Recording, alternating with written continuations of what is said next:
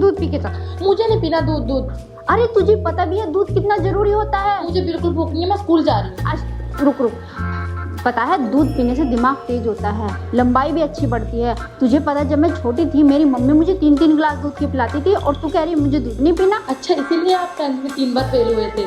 चुप कर, ये दूध पी के जा। मुझे नहीं पीना दूध। अरे आजकल के बच्चे भी कैसे हो गए, इनको कुछ पता ही नहीं है दूध पीना कितना जरूरी होता है।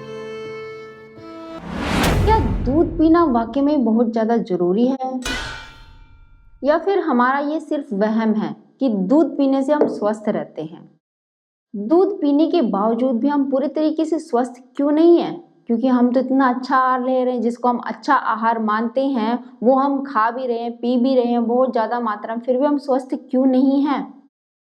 तो दूध कहाँ तक सही है और कहाँ तक गलत है, इसी बारे में आपको पूरा डिटेल में बताने वाली हूँ। जो लोग आपने देखा होगा सेलिब्रिटी, जो लोग प्योर वीगन डाइट पे आ चुके हैं और अपने आप को उन्होंने अब जाके हेल्दी किया है, तो कहाँ तक वो सही है या फिर वो गलत है, तो आज पूरा मैं आपको बताने वाली हूँ। चलिए शुरू करते हैं इस वीडियो को। हेलो फ्रेंड्स, मैं सुमन चौहान, सर्टिफाइड डाइटिशियन, न्यूट्रिशनिस्ट, आपकी फिटनेस ट्रेनर। मेरे चैनल हेल्थ सिटी में आपका स्वागत है। आपने देखा होगा कि बहुत सारे सेलिब्रिटी है जिन्हें गंभीर बीमारियों से वो ग्रसित हुए, जैसे कि कैंसर है या और तरह की कई बीमारियां, उसके बाद उन्होंने दूध को बिल्कुल अपनी लाइफ से निकाल दिया, छोड़ दिया और प्योर वीगन डाइट पे वो आ गए। ऐसा उन्होंने क्यों किया? क्या दूध में ही कहीं कोई प्रॉब्लम छिपी हुई है? और आपने ये अपनी रोज की जिंदगी में देखा भी होगा। आप 2 से 3 गिलास दूध डेली पीते हैं, ये समझ के कि दूध से ही हमारी बॉडी की ग्रोथ अच्छी होती है, हमारा दिमाग अच्छा काम करता है। हम अपने बच्चों को भी जोर देके दूध पिलाते रहते हैं कि दिमाग अच्छा चलेगा, दूध पियो दूध पियो। लेकिन उल्टा होता क्या है, हमारे बच्चों के अंदर चिड़चिड़ापन आता है, दूध से वो मुंह चिढ़ाने लगते हैं और इसके साथ में ही दिमाग की जो कैपेसिटी है वो और ज्यादा कम होती जा रही है। बच्चों को पढ़ाई करने के लिए बोलो तो वो पढ़ाई करना ही नहीं चाहते। ऐसा क्यों हो रहा है? तो मैं आपको अब बताने वाली हूँ, तो इसको आपको ध्यान से सुनना है। देखिए फ्रेंड्स, कुछ लोगों को दूध पीते ही गैस बनने लगती है। वो कहते हैं हमें दूध पचता ही नहीं है। दूध के अंदर जो ग्लूकोज होता है वो लैक्टोज की फॉर्म में होता है। अब कुछ लोग लैक्टोज इंटॉलरेंस होते हैं, यानी कि लैक्टोज उनको पचता नहीं है। इसको आपने डीप में सोचा है? नहीं सोचा है। देखिए, हमारे जो पेट होता है, हमारा जो पेट की दीवारें होती हैं, वहां से कुछ बाइल्स होते हैं या हार्मोन होते हैं, रस निकलते हैं। आप आम भाषा में समझ सकते हैं, कुछ रस निकलते हैं जो कि हमारे खाने को पचाते हैं। जैसे कि HCl हो गया, वो सभी तरह के खाने को पचाता है। लेकिन जो प्रोटीन होता है, जैसे कि दूध होता है और तरह के हम प्रोटीन खा रहे हैं, तो उसको पचाने के लिए अलग रस निकलते हैं। तो उसमें एक होता है पेप्सिन, दूसरा होता है रेनिन। समय के साथ साथ जैसे जैसे हमारी उम्र बढ़ती जाती है तो पेप्सिन और रेनिन का जो निकलना वो कम होता चला जाता है समय के साथ साथ। ये भगवान ने कुछ इस तरीके से बनाया है कि हमें प्रोटीन की इतनी ज्यादा जरूरत नहीं होती।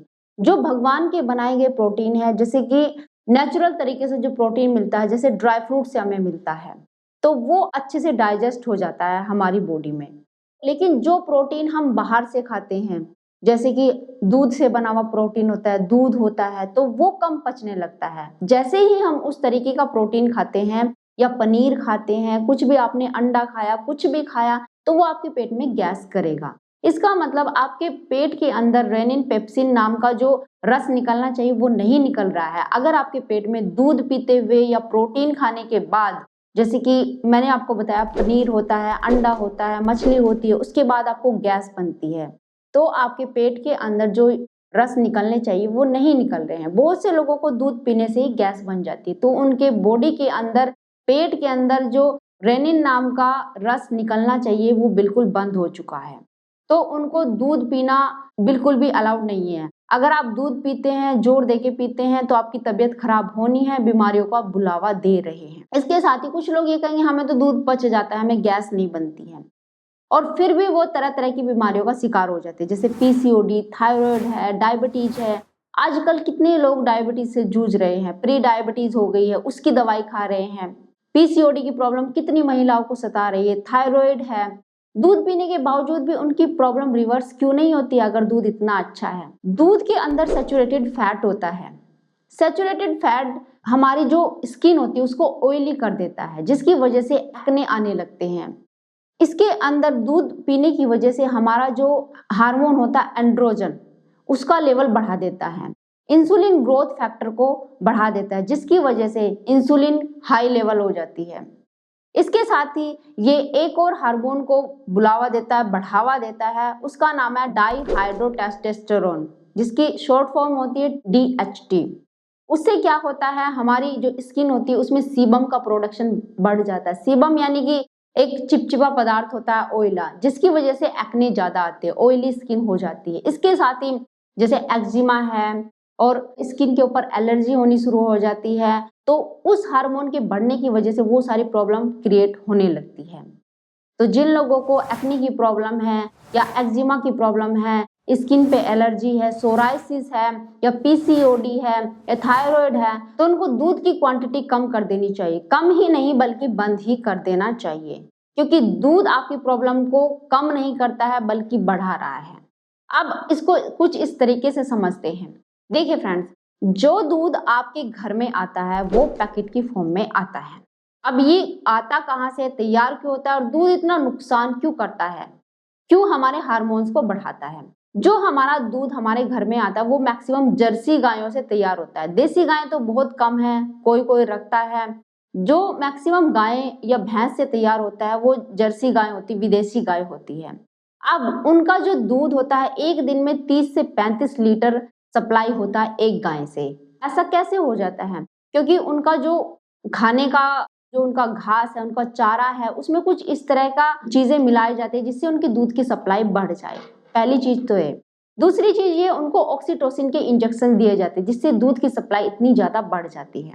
तो फिर क्या होता है, फिर ये होता है कि जब उनके अंदर इस तरह के एक इंजेक्शन डाले जाते हैं, खाने में भी तरह तरह की चीजें मिलाई जाती है और इसके साथ ही उनको इन्फेक्शन से बचाने के लिए एंटीबायोटिक भरपूर मात्रा में दी जाती है, तो उसका पूरा इफेक्ट उनके दूध के ऊपर आता है। दूध का जो प्रोटीन होता है पूरे तरीके से आपके पीने के लायक नहीं होता है। जब वो दूध मार्केट में आता है, फिर उसको 3-4 दिन तक बिल्कुल सेफ रखने के लिए, आपके पास पहुंचाने के लिए, और जब तक आपके पास पहुंचे वो बिल्कुल खराब ना हो, उसको पास्चराइजेशन या होमोजेनाइजेशन की प्रक्रिया से गुजारा जाता है।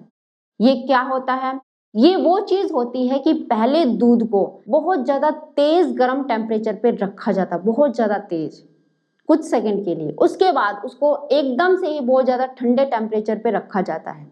ये क्यों किया जाता है, ताकि दूध के अंदर कोई भी बैक्टीरिया अगर गलती से आ गया हो तो वो बैक्टीरिया भी वहीं खत्म हो जाए और दूध 4 से 5 दिन तक बिल्कुल ऐसा का ऐसा ही रहे।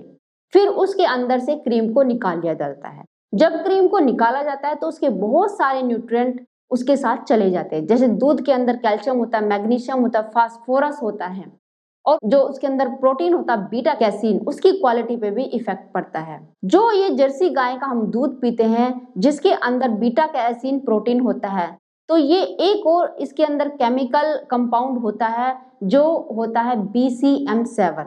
BCM7 आपकी बीमारियों को बुलावा देता है। BCM7 ही जिम्मेदार होता है जिन लोगों को जैसे थायराइड की प्रॉब्लम होती है या फिर PCOD है, प्री डायबिटीज है या फिर एक्ने की प्रॉब्लम है, एलर्जी हो रही है, तो ये जो केमिकल कंपाउंड होता है BCM7 इन सब चीजों को बढ़ावा देता है, ना कि कम करता है। तो अगर आप भी इन सब समस्याओं से जूझ रहे तो आपको आज से ही दूध बंद कर देना चाहिए। अब आप कहेंगे कि फिर दूध किस तरीके के पीने चाहिए। अगर आपके पास देसी गाय है और आप उसको अपने पास रखते हैं, आप उसको हरा चारा खिलाते हैं, किसी भी तरीके की उसको दवाई नहीं खिलाते, कोई भी इंजेक्शन नहीं दिया जाता है, बिल्कुल नेचुरल तरीके से आप उसको खाना खिला के उससे दूध बिल्कुल नेचुरल तरीके से आप निकालते हैं, तो हम कह सकते हैं कि आपके लिए सेफ हो सकता है, सेफ हो सकता है। लेकिन फिर भी उसके जो हार्मोन है वो उसके जानवर के हिसाब से ही है उस दूध के अंदर, तो वो आपके हार्मोन से कहाँ मेल खाएंगे।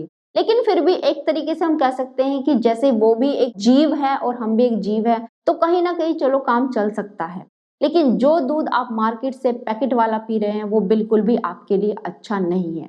जैसे कि मैंने आपको बहुत अच्छे तरीके से समझाने की कोशिश करी है, उम्मीद है आप समझ ही गए होंगे। और इसका एक बहुत बड़ा एग्जाम्पल भी है, जैसे बहुत सारे सेलिब्रिटी है, प्लेयर्स हैं और एथलीट्स हैं, तो आपने सुना भी होगा, गूगल पे चेक भी किया होगा कि जब उन्हें गंभीर बीमारियां आ गई, जैसे कैंसर जैसी बहुत सारी ऐसी बीमारियां हैं, तो उसके बाद उन्होंने प्योर वीगन डाइट को अपना लिया। प्योर वीगन डाइट जो कि जानवरों से आने वाला कोई भी प्रोडक्ट है, अंडा है, मांस, मछली है या फिर दूध ही क्यों ना हो, पूरे तरीके से बंद कर देना, उसको बोलते हैं प्योर वीगन डाइट।